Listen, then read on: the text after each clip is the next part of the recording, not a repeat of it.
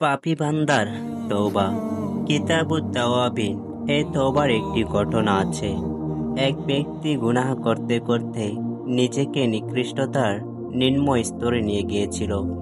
একসময় তার অন্তরে আল্লাহ পাক রব্বুল আলামিন নিজের গুনাহের জঘন্যতার ব্যাপারে অনুশোচনা পয়দা করে দিলেন। আল্লাহ তাআলা তাকে পবিত্র করার জন্য তার অন্তরে তওবার ইচ্ছা জাগ্রত করে দিলেন। লোকটি তার স্ত্রীকে বলল, আমার গুনাহের ব্যাপারে আমার ভয় হচ্ছে। আমি তো মহান রব্বুল আলামিনের চরম অবাধ্য। আমি তওবা করব, নিজের গুনাহের জন্য আল্লাহ তাআলার দরবারে ক্ষমা প্রার্থনা করব। একথা বলে সে জনমানবহীন এক স্থানে চলে গেল।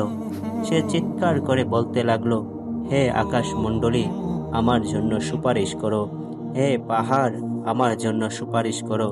হে ভূমণ্ডল, আমার জন্য সুপারিশ করো। হে ফেরেশতাগণ, আমার জন্য সুপারিশ করো। এভাবে চিৎকার করতে করতে সে বেহুশ হয়ে মাটিতে লুটিয়ে পড়ল। এ সময় আল্লাহ তাআলা তার নিকট একজন ফেরেশতা পাঠিয়ে দিলেন। ফেরেশতা এসে তাকে বসিয়ে মাথায় হাত দিয়ে বললেন, আল্লাহ তাআলার পক্ষ থেকে সুসংবাদ গ্রহণ করো, তোমার তওবা কবুল করা হয়েছে। লোকটি বলল, তোমার প্রতি আল্লাহ রহম করুন। কিয়ামতের সেই কঠিন দিনে মহান রবের দরবারে আমার পক্ষ থেকে কে সুপারিশকারী হবে? ফেরেশতা সান্ত্বনা দিয়ে বললেন, তোমার আল্লাহ ভীতি ও তোমার অন্তরে পাপের ভয়ের কারণেই তোমার পক্ষে সুপারিশকারী হবে। প্রিয় ভাই ও বোনেরা, এখানে লক্ষ্য করার বিষয় হলো, লোকটি নিজের কৃত গুনাহগুলো থেকে ক্ষমা প্রার্থনা করতে করতে বেহুশ হয়ে গেল।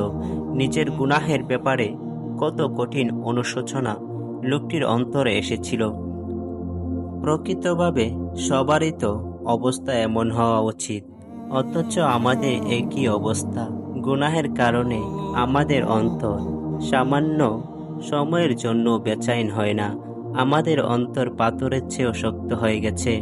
অন্তর পাথর হয়ে গেছে।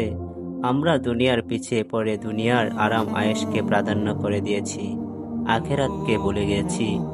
আল্লাহ তাআলা আমাদের সবাইকে কাঠি দিলে তওবা করার মতো তৌফিক দান করুন।